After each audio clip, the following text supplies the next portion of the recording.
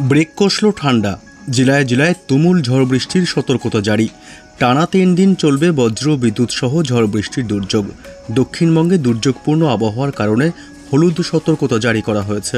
আগামী 24 ঘন্টায় এই 7 জেলায় আরও বাড়বে ঝড় বৃষ্টির দাপট।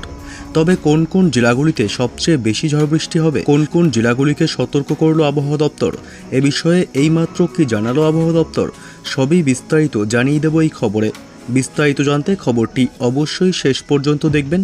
আর সবার আগে সবার প্রথম আপনার জেলার আবহাওয়ার লেটেস্ট খবরগুলি দেখতে আমাদের ইউটিউব চ্যানেলটি সাবস্ক্রাইব করে আমাদের সঙ্গে থাকবেন। আবহাওয়া দপ্তরের পূর্বাভাস মতোই আবহাওয়ায় দুরন্ত বদল। শীত উধাও হয়ে ভ্যাপসা আবহাওয়া শহর কলকাতা সহ জেলাগুলিতে। বসন্ত না আসতেই দক্ষিণবঙ্গের সব জেলাতেই অস্বস্তিকর আবহাওয়া। তারই মধ্যে ফের ঝড় বৃষ্টির দুর্যোগ।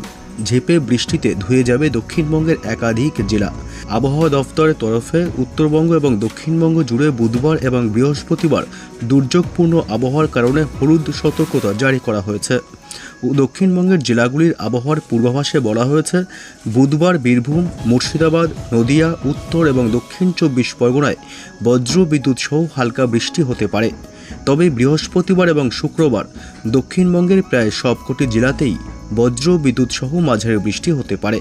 এদিকে উত্তরবঙ্গের আবহাওয়ার পূর্বাভাসে বলা হয়েছে, দার্জিলিংয়ে বজ্র বিদ্যুৎ সহ হালকা থেকে মাঝারি বৃষ্টি হতে পারে।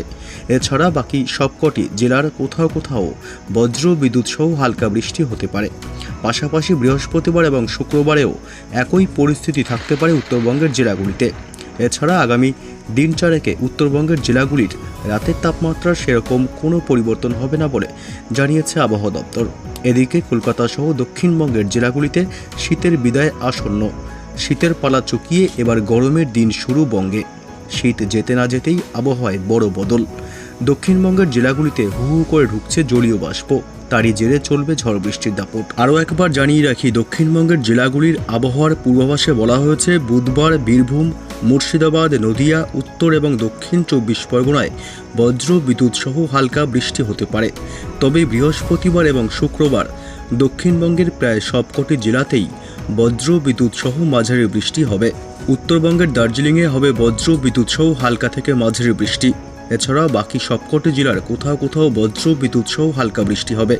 তবে বৃহস্পতিবার এবং শুক্রবারে উত্তরবঙ্গের পরিস্থিতি একই রকম থাকবে।